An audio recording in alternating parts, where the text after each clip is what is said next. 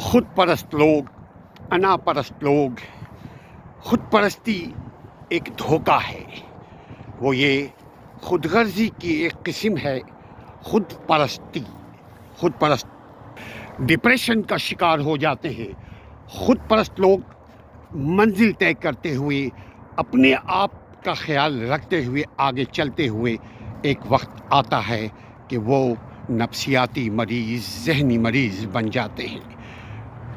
खुद परस्ती जो ही नज़र आए कि मैं, मेरा, मी अगर ख्याल आता रहे, उसी वक्त झटकिए, उससे पहले कि ये बीमारी का रूप ढाले। हर चीज़ की इब्तिदा एक आदत से, काम से होती है। काम के बाद आदत बनती है, आदत के बाद बीमारी।